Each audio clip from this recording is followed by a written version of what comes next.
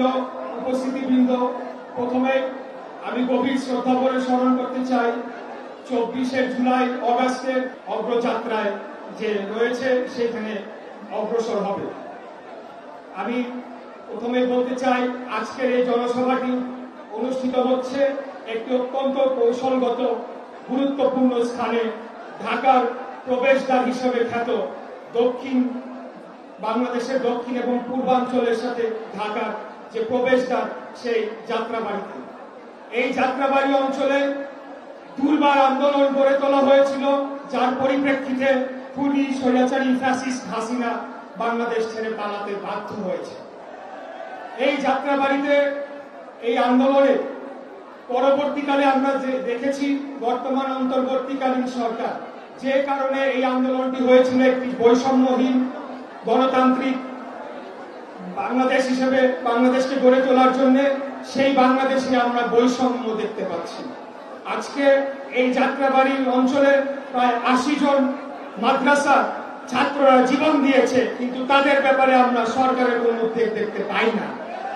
আজ এই গত আন্দোলনে 20 জন রিক্সা চালক ভাইয়েরা তারা জীবন দিয়েছেন, তাদের ব্যাপারে এই সরকারের কোনো আমরা উচ্চবাচ্য বা কোনো কর্ণপাত তারা করেন আমরা দেখতে পাই না। অন্তত 6 জন শিশু নিহত হয়েছেন, যাদের ব্যাপারে আমরা এই সরকারের কোনো তারা কর্ণপাত করবে সেটি আমরা দেখতে পাই না। আজকে যে 25 থেকে 30 হাজার যারা আহত হয়েছেন, যারা পঙ্গুত্ব বরণ করেছেন, যাদের অঙ্গহানি হয়েছেন, তাদের ব্যাপারে তাদের সুচিকিৎসার ব্যাপারে সরকারের আমরা খুব একটা মনোযোগ দেখতে পাই না। তাই আমরা আপনাদের মাধ্যমে সরকারের উদ্দেশ্যে বলতে চাই, যেটি অতীতে শহীদুল ইসলাম বাবুল বলে দিয়েছেন, আমরা ট্রেনিং জমা দেই নাই, ট্রেনিং এখনো আমাদের রয়ে গিয়েছে।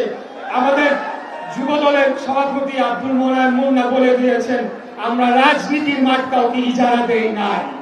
অতএব আজকে বর্তমান সরকার এবং তাদের যে পোষ্য নতুন রাজনৈতিক দল তৈরি হয়েছে, তাদের উদ্দেশ্যে বলবো যে আপনারা হিংসা, বিদ্বেষ এবং একটি অপরাজনীতির চর্চা থেকে বেরিয়ে যে নতুন রাজনীতি এবং নতুন যে বাংলাদেশ গড়ার যে স্বপ্ন দেখাচ্ছেন, আপনারা সেই দিকে মনোযোগী হন।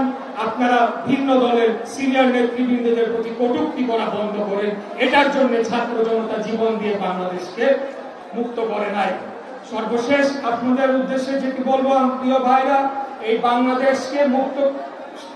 বাংলাদেশকে ফ্যাসিবাদ মুক্ত করা হয়েছিল মূলত বাংলাদেশের স্বাধীনতা, সার্বভৌমত্ব এবং বাংলাদেশের জনগণের ভোটের অধিকার নিশ্চিত করার জন্য। সেটি করার জন্য আমরা সর্বদা প্রস্তুত রয়েছি ইনশাআল্লাহ।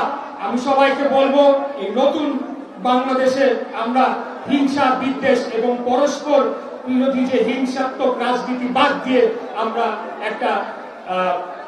একটা সুন্দর রাজনীতির চর্চা করি, যেখানে সকলে আমরা দল, মত, ধর্ম, বর্ণ নির্বিশেষে আমরা সকলে পাশাপাশি সহ অবস্থান করে আমরা বসবাস করব এবং বাংলাদেশের ভবিষ্যৎ নির্ধারণের ক্ষমতা আমরা জনগণের হাতে ছেড়ে দিব। জনগণ ভোট দিয়ে যেই রাজনৈতিক দলকে রাষ্ট্র ক্ষমতা আসীন করবে সেটিকে আমরা মেনে নিব। সেটি হলো আমাদের আগামী দিনের প্রতিজ্ঞা। আমাদের নেতা দেশ নায়ক জনাব তারেক রহমানের নেতৃত্বে সেটি আমরা অবশ্যই নিশ্চিত করব। বাংলাদেশে একটা গণতান্ত্রিক রাজনৈতিক নির্বাচিত সরকার প্রতিষ্ঠার মধ্য দিয়ে এই প্রতিজ্ঞা এবং এই আশা ব্যক্ত করে আমার বক্তব্য শেষ করছি। খোদা হাফেজ। বাংলাদেশ জিন্দাবাদ। বাংলাদেশ জাতীয়তাবাদী দল জিন্দাবাদ। শহীদ রাষ্ট্রপতি জিয়া রহমান, দেশনেত্রী এবং খালেদা জিয়া জিন্দাবাদ। আমাদের প্রাণপ্রিয় নেতা দেশ নায়ক জনাব তারেক রহমান জিন্দাবাদ, জিন্দাবাদ, জিন্দাবাদ। আসসালামু আলাইকুম।